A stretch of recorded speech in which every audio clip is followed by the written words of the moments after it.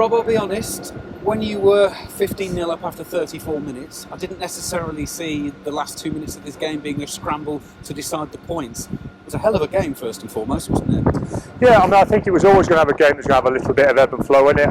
I mean, it never felt like 15-0 was going to be the final score, did it? Because at that stage, we'd probably managed to frustrate Bristol a fair bit, and they probably felt they hadn't really fired too many shots, and so it proved to be. You know, after half-time, the momentum shifted their way. We probably struggled a little bit up front for a period there in that third quarter, but we finally managed to wheel things back our way, and as seems to be happening between ourselves and Bristol, it's come down to a late score from the team coming from behind to kind of seal the victory. And you know, I expect both myself and Pat will be hoping it doesn't always feel like that. Obviously, I'll be hoping that we get a more comfortable victory next time, and Pat will be hoping they do, because you know they're tight old affairs. But potentially that's what a game of Premiership rugby should be between the current 1 and 2 in the league. You know, what is the perfect scenario, I suppose, for the good of the competition is tough and tight games between the teams at the top of the league, and that's what it turned out to be today. What do you think was the difference between the first half and the second, in the fact that so many things were going for you in the first half? Was it just that Bristol just got a foothold in the game, which was probably as important as anything else? Well, probably a couple of things. I think they probably had a little bit more game minutes in their legs, which told a little bit. And also, probably, you know, we'd thrown a lot of effort and a lot of endeavour into the first half. I think the conditions also slightly favoured the team playing in the direction that Bristol were second half, and favoured us a little bit in the first half. And I think all of those things combined, obviously don't forget, combined with Bristol fighting, you know, to get back into the game, us potentially maybe taking our foot off the gas a little, which is always a problem if you have some points up. And when Bristol sees the initiative and sees the momentum, they kept hold of it for a while, and they constructed some very good tries. They got a little bit of ascendancy up front, which always gives you good field position and gives you that opportunity to gain momentum. And we had to wrestle it back, and unfortunately what happened was that Bristol didn't get far enough away from us for us not to be able to turn our strike late and a try get there for us. You mentioned the conditions. People will hear the wind on the microphones as we're speaking now. Actually, given the conditions, I thought it was a very high quality game of rugby. Yeah, I mean, it probably, if the stadium wasn't so good as it is, it would have been almost impossible to play out there, because it is incredibly, you know, even inside you can feel it swirling and gusting, and the noise ripping through the stands is quite incredible. So I think credit to both sides. There was a game out there. There was some good tries scored.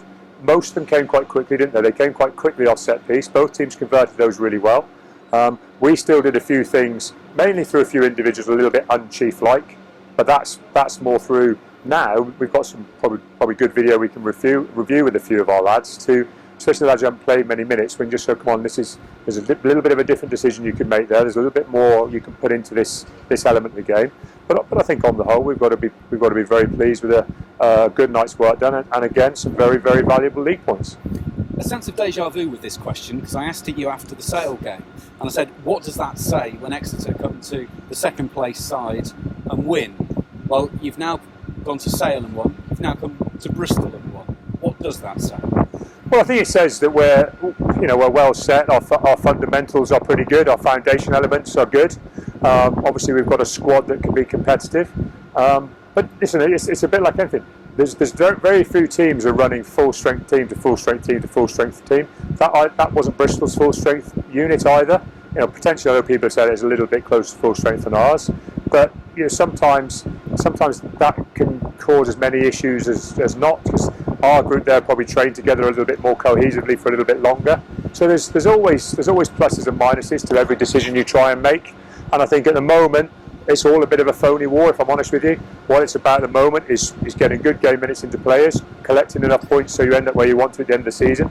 And then we all know there's some huge games coming up, because there's going to be knockout rugby played very shortly. It would be wrong to go through every single player in the team, but a word about Phil Dollman. I think that's his first start in the centre in 6 years.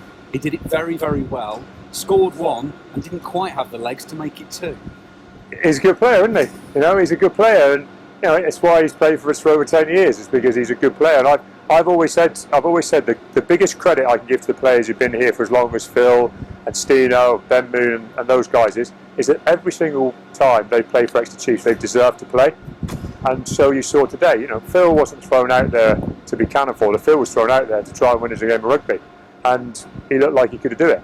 and that's what we expect, and that's why he's played so many games of rugby for us, either at fullback or centre, wherever he's played.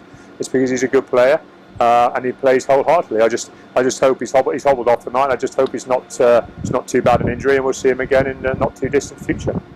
Thank you, Rob.